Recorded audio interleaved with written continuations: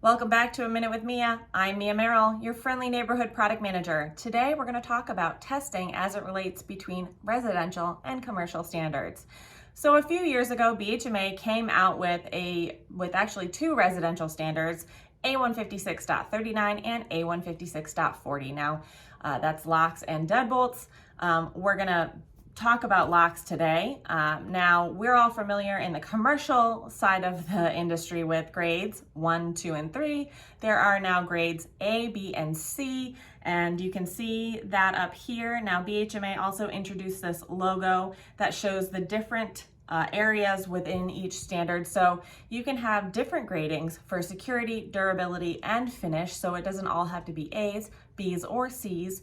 It could vary for each. So you could have an A security, a B durability.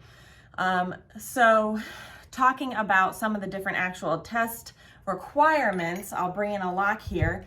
So, and let me pull up a little chart right there, and we'll leave that there while we talk about the different types of testing that I'm going to highlight. Now, there are other requirements within each standard, but I just wanted to highlight a subset just so you could see the differences. Now, in general, the residential standards will fall kind of between a grade 2 and 3 on the commercial. You know, that grade A kind of falls there. And then the grade B, C's will fall below a commercial grade 3. So that gives you a general understanding. And you can see, you know, that's kind of demonstrated by the chart here. So cycling is going to be the first thing we talk about. When we cycle a lock, we kind of just go like this. We make sure that over and over again, it will work just as it's intended every day. Then the next thing we do is we do a locked lever torque.